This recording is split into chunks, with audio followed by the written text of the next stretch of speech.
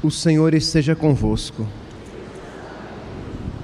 Proclamação do Evangelho de Jesus Cristo segundo Marcos.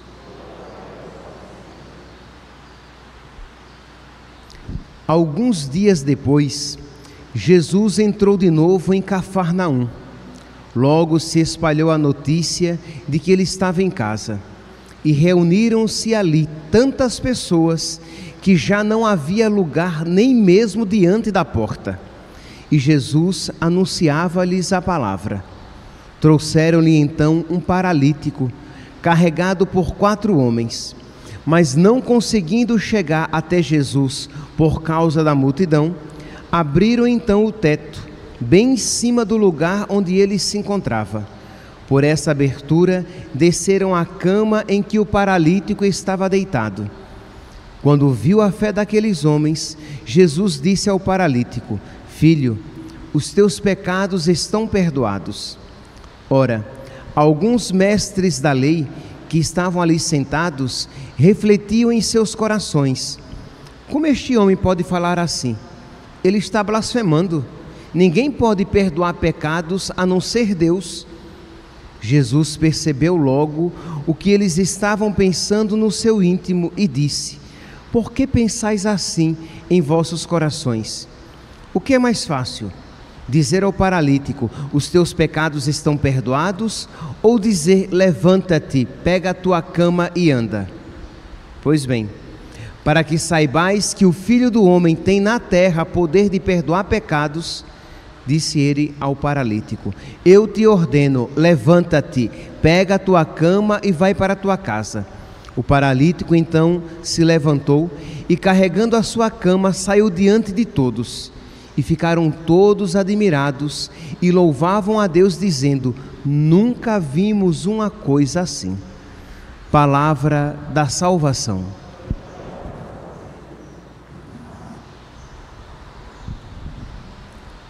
Caríssimos irmãos e irmãs, no Evangelho de hoje, Jesus nos dá a ocasião de nós mais uma vez abrirmos os nossos olhos para aquilo que verdadeiramente importa. Existem, meus santos, vários graus de cegueira, mas existe uma cegueira espiritual que toca a grandíssima maioria dos cristãos, dos católicos, que é deixar-se seduzir de tal maneira pelas coisas do mundo. E quando aqui eu estou me referindo nesta expressão, quando eu falo coisas do mundo, eu estou falando de coisas boas, mas coisas do mundo, coisas que vão passar. Eu não estou falando de pecados, eu estou falando de coisas boas criadas para este mundo, mas que são passageiras. Pois bem, existe uma tentação no coração do cristão de se deixar seduzir por essas realidades, por se deixar seduzir de tal maneira por essas realidades, que ele se esquece do que verdadeiramente importa. Então é claro que nós aqui estamos falando no segundo grau, isto é, o primeiro grau de desapego que o cristão é chamado a fazer é o desapego dos pecados. Então ele se desapega daquilo que o afasta de Deus. Mas não é apenas isso, não é apenas esse desapego. O primeiro tipo de cegueira, nós poderíamos usar essa terminologia, é aquele que nos impede de ver que o pecado é mau, que o pecado nos destrói, que o pecado é o caminho da condenação. E é importante que sejamos curados desta cegueira, mas ela não é a única. Além dessa cegueira que faz com que o cristão não veja o pecado como tal, acredito que muitos aqui já vemos o pecado como mal, como não desejável, mas existe uma outra cegueira, um outro tipo de cegueira, e este outro tipo é mais sutil, e é tão perigoso quanto, se não mais, porque enquanto o pecado mortal, ele é mais fácil de ser percebido como pecado mortal, e isso de alguma maneira nos obriga mais fortemente a nós cristãos católicos a romper com o pecado mortal. Essas outras seduções, elas são mais sutis, por isso que elas podem passar despercebidas e a pessoa achar que não é cega, que ela não está vendo, que ela não tem uma deficiência nos seus olhos espirituais, quando na verdade ela tem. Então, vamos aqui, voltando aqui à afirmação primeira, existe um tipo de cegueira que toca a grande maioria dos cristãos, dos católicos, que é, ele não vê o que verdadeiramente importa. Então, meus santos, no início dessa homilia, você já deve ter no coração, já convido você a ter no coração esta súplica de dizer: meu Deus, aumenta a minha fé, que quando a sua fé for aumentada, quanto mais fé você tiver, com mais clareza você verá o que verdadeiramente importa, aquilo pelo qual você deve batalhar, aquilo que você deve buscar, aquilo pelo qual você deve até sofrer. Pois bem, então suplicar a Deus esta graça: Senhor, aumenta a minha fé. Então vamos, a partir desse contexto, vamos lançar o nosso olhar sobre o Evangelho de hoje. Diz que existia, primeiro, que Jesus, o seu ministério estava grandíssimo, né? Diz que a notícia se espalhou. Notícia de quê? De que ele havia expulsado o demônio na sinagoga, havia curado a sogra de Pedro e tinha curado o leproso. Pois bem, essas notícias se espalharam, de modo que reuniram-se tantas pessoas que não havia lugar nem mesmo diante da porta, e Jesus ali pregando a palavra, e a cidade, né, todo mundo ali à porta da casa onde Jesus estava. E diz então que um paralítico foi levado pelos seus amigos para a presença de Jesus. Eles queriam colocar aquele paralítico diante de Nosso Senhor. E eu pergunto a vocês, meus santos, o que é que eles queriam? O que é que aqueles amigos queriam levando aquele paralítico? E o que é que aquele paralítico queria sendo levado pelos seus amigos? Ele queria ser curado da sua paralisia. Era óbvio. Ele viu que o endemoniado ficou bom. Ele viu que a mulher doente ficou sadia. Ele viu que o leproso foi purificado. Então, ele queria também voltar a andar. E algo muito lícito, nada de inadequado nisso daí. E era uma vontade forte, era uma vontade grande dele e dos amigos, porque não conseguindo entrar e colocar aquele paralítico na presença de Nosso Senhor, eles foram pelo telhado, fizeram uma abertura bem acima de onde Jesus estava. Vocês podem imaginar aqui a dificuldade e até mesmo o perigo daquele paralítico cair e ficar pior do que já estava. Mas o levaram e o puseram diante de Nosso Senhor. Então eles tinham fé de que Jesus poderia fazer aquilo. Eles tinham fé que Jesus poderia curá-lo, tanto os amigos como provavelmente o paralítico também. Foi um ato de fé. E diz aqui: quando Jesus viu a fé daqueles homens, Jesus então deu o que tinha de melhor.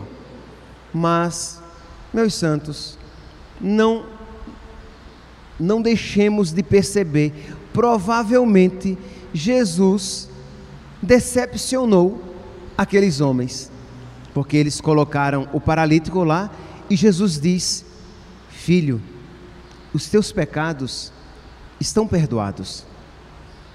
Mas eles não tinham ido ali para ter os pecados perdoados. Eles tinham ido ali, eles levaram aquele paralítico para que ele fosse curado daquela paralisia, daquele problema deste mundo. E Jesus, sabendo o que é verdadeiramente o mais importante, Jesus deu o que ele mais precisava e não aquilo que ele pedia. Aqui, meus santos, já deve nos iluminar também o que muitas vezes acontece na nossa oração. Nós pedimos a Deus uma coisa e Deus nos dá outra, não porque seja uma graça menor, porque Deus é generoso, Deus é bom, Deus é cheio de compaixão, mas Deus nos dá aquilo que nos é muito mais útil. É verdade? Vocês vão dizer: mas padre, mas o paralítico depois ele foi curado. Foi, mas ele foi curado porque Jesus queria curar a incredulidade dos fariseus que começavam a pensar: quem é que pode perdoar os pecados senão Deus? Ele está blasfemando. Então Jesus diz: então, para que saibais que o Filho do Homem tem na terra poder de perdoar pecados, disse ao paralítico: eu te ordeno, levanta-te, pega a tua cama e vai para casa. Mas esta cura física que Jesus realiza é apenas para também mostrar aos fariseus que ele tem o poder de perdoar os pecados e de que este, meus santos, esta é a maior graça. Isto é infinitamente mais importante. Santo Tomás de Aquino tem uma frase muito conhecida dele, que ele diz que perdoar os pecados é algo muito maior do que a criação do céu e da terra. Isto é, o que acontece ali no confessionário, numa alma, é algo infinitamente maior do que quando Deus criou o céu, a terra e tudo que existe, do que toda essa imensidão que nós contemplamos. Por quê? Porque o céu e a terra passarão, mas a graça de Deus não passa. Uma alma salva estará diante de Deus por toda a eternidade. Então aqui, meus santos, nós precisamos então, lembra da súplica que eu pedi que vocês fizessem no início da homilia? Aqui nós precisamos de ter fé. Meu Deus, aumenta a minha fé. Aumenta a minha fé para que eu veja o que verdadeiramente importa. Meus santos, se você que está em casa, acompanhando pelas redes sociais, se você olha para a sua alma e diz: eu estou em pecado, eu preciso receber o perdão de Deus, eu preciso me confessar, meu santinho, minha santinha, você deve ir à procura de um sacerdote. Ah, padre, mas é tão difícil encontrar. Mas, meu santo, você está procurando o perdão dos seus pecados, de modo que todo sacrifício vale a pena. Vá então a uma paróquia, a outra paróquia ou a outra paróquia, mas procure um sacerdote, confesse os seus pecados, porque é o que verdadeiramente importa. Porque uma vez a sua alma em estado de graça, você não só você entra novamente no caminho da salvação, como você pode receber todas as outras graças que concorrem para a sua salvação. Dentre elas, a principal, a Eucaristia. Você pode então receber adequadamente, devidamente a Eucaristia. Você que está aqui na igreja, se você olha para o seu coração e diz: eu estou em pecado, eu preciso me confessar. Já faz muito tempo que eu não me confesso, já faz muito tempo que eu não recebo a Eucaristia, então eu preciso. Está aqui, a fila está aqui, do meu lado esquerdo. Você vá para a fila, vá se confessar. Tem um padre lá atendendo confissão. Vá se confessar. Por quê? Porque a confissão, o perdão dos pecados é uma graça maravilhosa que Deus quer nos oferecer, mas que Deus espera a nossa colaboração. Ah, padre, mas eu não sei se eu tenho ainda um arrependimento completo. Mas eu pergunto a você, meu santo, você quer viver no pecado? É isso mesmo? Você diz assim: não, eu quero viver no pecado e eu quero no final da minha vida ir para o inferno. É isso que eu quero para mim. É isso que você quer para você? Provavelmente você vai dizer: não é isso o que eu quero, mas o meu arrependimento ainda é fraco. Pois bem, então vá se confessar e diga, já antes mesmo de se colocar aos pés do sacerdote: meu Deus, concede-me a graça de um arrependimento maior. Eu estou arrependido, mas eu quero me arrepender ainda mais. Eu não quero, Senhor, eu não quero te ofender a cada dia. Eu não quero, Senhor, novamente cuspir no teu rosto. Eu não quero novamente te crucificar. Eu não quero, Senhor, ir para o inferno. Mas eu ainda, Senhor, não quero suficientemente. Eu quero, mas o meu querer é fraco. Eu creio, mas a minha fé é pequena. Aumentai o meu amor, aumentai o meu arrependimento, aumentai a minha fé. Então nós precisamos, meus santos, crescer nesta fé para saber que aquilo que Jesus Cristo deixou para nós na igreja é algo maravilhoso e que nós católicos nem sempre damos o valor devido. Jesus, diante de todo aquele esforço daquele paralítico, ele diz: os teus pecados estão perdoados.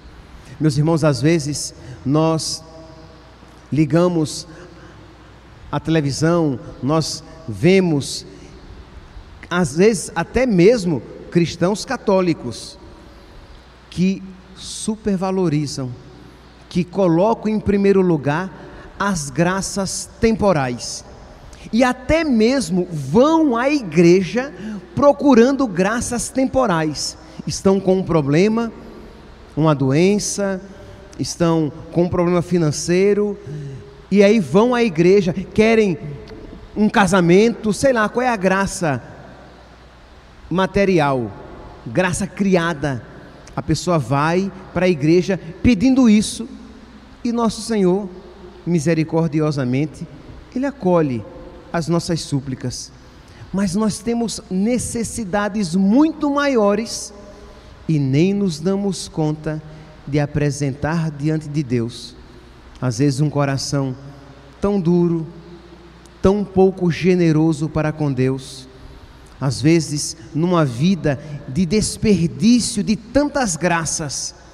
Isto é, você percebe que você tem vivido e tem desperdiçado as graças de Deus na sua vida, e você não tem se transformado, e quando você vai à igreja, é para pedir uma graça material. Meus irmãos, nós precisamos crescer na fé, nós precisamos abrir os nossos olhos para aquilo que verdadeiramente importa. Era importante para o paralítico andar? Era, mas era o mais importante? Nem de longe. O mais importante foi aquilo que Jesus primeiramente deu: filho, os teus pecados estão perdoados. Meus santos, que nós hoje, nessa sexta-feira, nós peçamos a Deus que Ele aumente a nossa fé, e aumentando a nossa fé, nos abra os nossos olhos para duas riquezas que nós temos na igreja. Nós temos muitas outras riquezas, tá?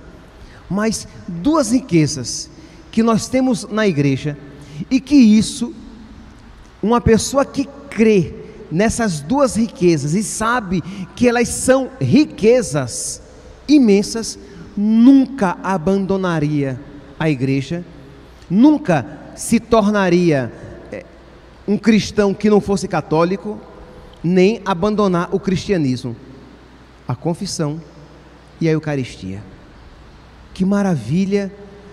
Nós deveríamos acordar a cada dia e dizer: Senhor, eu te agradeço, porque eu posso no sacramento da confissão receber novamente aquelas graças que me foram dadas na cruz, aquela graça que me foi dada pela primeira vez no meu batismo. Eu posso ali na confissão ser novamente lavado e perdoado de todos os meus pecados, e eu posso a cada dia, Senhor, ir à igreja e receber-te na Eucaristia, receber Deus.